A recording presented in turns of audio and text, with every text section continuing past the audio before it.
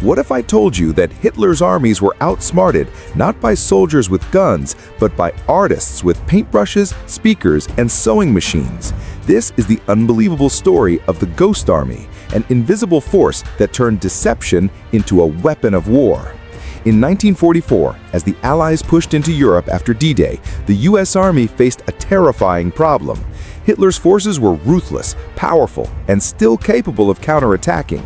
To win, the Allies needed every possible advantage, and so they created a secret unit unlike anything seen before, the 23rd Headquarters Special Troops, later nicknamed the Ghost Army. But here's the twist. These men weren't ordinary soldiers. They were artists, actors, sound engineers, designers, recruited from New York art schools and advertising agencies. Their mission? Not to fight, but to fool. They built inflatable tanks, so realistic that German pilots flying overhead believed entire armored divisions were massing. They sewed fake uniforms, painted phony unit insignias, and even forged official documents to spread false information. But the deception didn't stop at what the enemy could see. It also attacked what they could hear. The Ghost Army rolled out giant loudspeakers mounted on trucks, blasting pre-recorded sounds of rumbling convoys, clanking armor, and shouted commands. Audio illusions so powerful they could be heard up to 15 miles away. Imagine being a German scout at night, hearing the roar of hundreds of tanks, only to discover at dawn it was nothing but empty airfields and rubber dummies.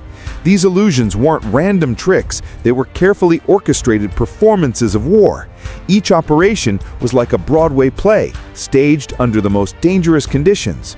Soldiers painted fake shadows, drove trucks in endless circles to simulate huge battalions, and used radio operators to mimic entire regiments by transmitting in carefully scripted patterns. And here's the part that feels like pure Hollywood. The Ghost Army pulled off over 20 major deceptions. Their work misled German commanders again and again, saving thousands of Allied lives. In one operation near the Rhine, just 1,100 Ghost Army troops managed to convince the enemy that 30,000 men were preparing to attack. Hitler's forces repositioned, wasting time and manpower, while real Allied divisions struck elsewhere.